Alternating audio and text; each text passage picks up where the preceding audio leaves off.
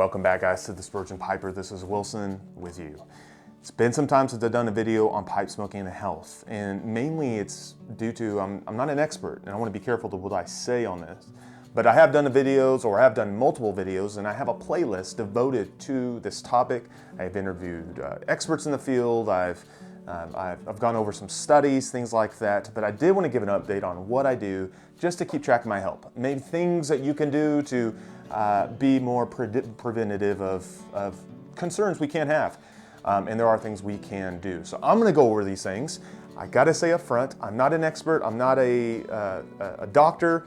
Please check with your local physician or your personal physician pertaining to your health. But these are things I've done out of my own studies and research, and also because I'm really fortunate to have those in the medical field, part of my church, including a medical doctor. I have a good friend who's also my dentist, and so I have those luxuries, and I have bounced off ideas with them as well. So these are things I've done to just be preventative, right? So I'm going to go through them and take what you will from it and apply it to your own routine. So first, I start with the oral. That I for myself think that's probably one of the more serious matters to keep in mind as pipe smokers. And what I want to go through, you probably get tired of hearing from your own dentist. So just hear it from me and take it for what you will.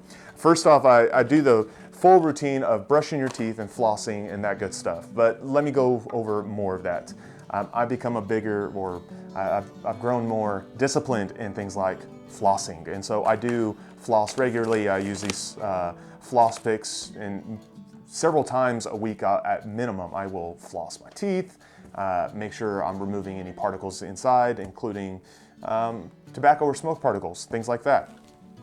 Of course, but we usually start with brushing our teeth, and that's a go-to. You don't need me telling you to brush your teeth, though I will say we should keep it in mind more regularly than the average Joe, especially after we smoke. So when I get done smoking after like a set time, so I might smoke 2 bowls back to back, I will go ahead and brush my teeth. So I might brush my teeth 3 times a day or so.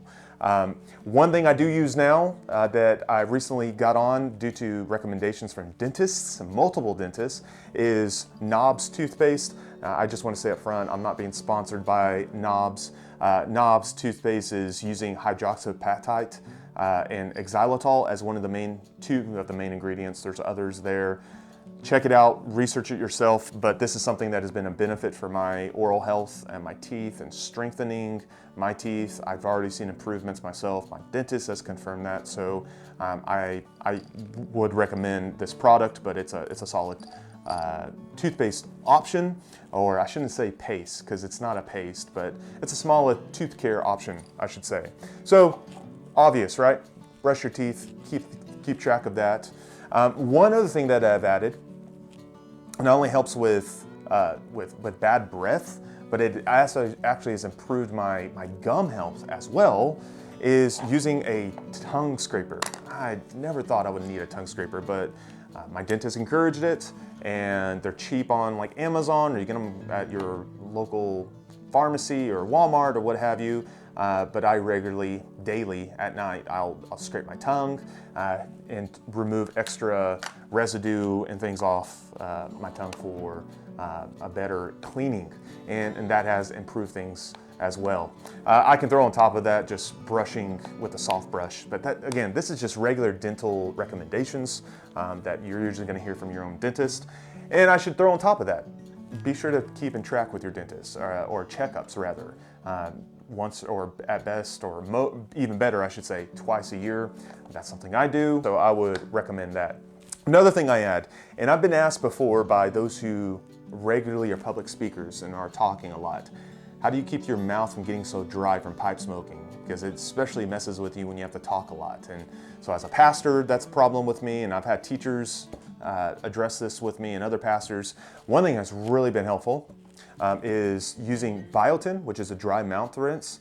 I use this regularly as well, especially in the midst of the day, especially Sunday mornings when I wake up. It's something I use, whether I'm smoking a pipe then or not. Usually I suppose I don't, but sometimes I do. But I'll use this, and it really helps with both tongue and just mouth tissues altogether, including gums, avoiding dry mouth. And especially you want to avoid alcohol in this whole matter.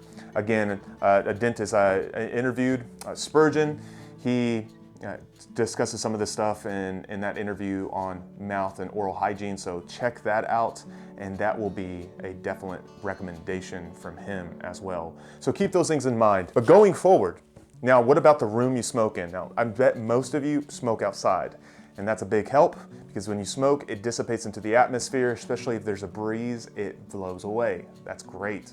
We really get very little secondhand smoke from that.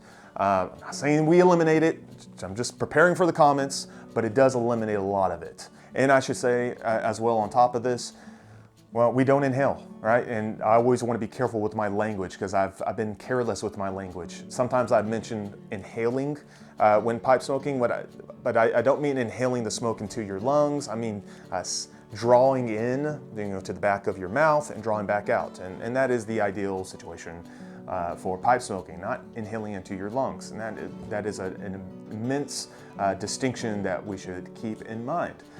Is simply drawing back to the back of the mouth, and even if we do a retrohale, through the nostrils, that's one thing, but not inhaling. It solves a lot of issues, and that's one of the big distinctions between pipe and cigar smoking and cigarette smoking. Not to mention the other chemicals and all that stuff that's involved in cigarette smoking, but we're not going to jump on that at the moment.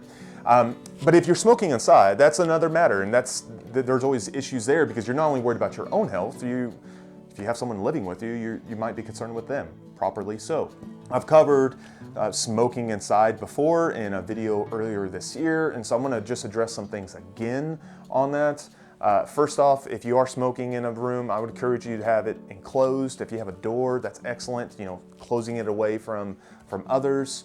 A ceiling fan is immense help in keeping the wind blowing or the smoke blowing away from you. If you keep a window open, even better, to allow fresh air in and smoky air out. Those are just all pluses. And man, if you have an event in your room, maybe you have like a man cave or what have you, extra points for you. That's fantastic. That's something I would love to have eventually. But those are just immediate things for the room to keep in mind. A ceiling fan to keep the room, the air current going, window open to allow circulation of air in and out of the room. Those are big ones. Now, with all those recommendations in mind, I could not imagine smoking regularly inside a home, or specifically a room, without an air purifier, even if I did not have a family or someone living with me.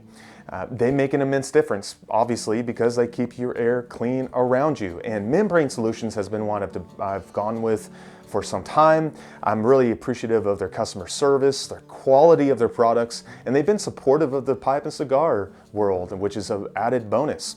I have recommended their products before, but this new one that I received I wanted something stronger for the room and just really take care of any smoke residue that's around me, and of course around my family, is the MS601. Now this is a lot more than I need, to be honest with you. This covers over 3,000 square feet, or up to 3,000 square feet. It could take care of well over our whole house, but I only have it in this room. But it does an immensely great job. Takes care of the odors and the pet dander and all those things that you might be dealing with, and dust included.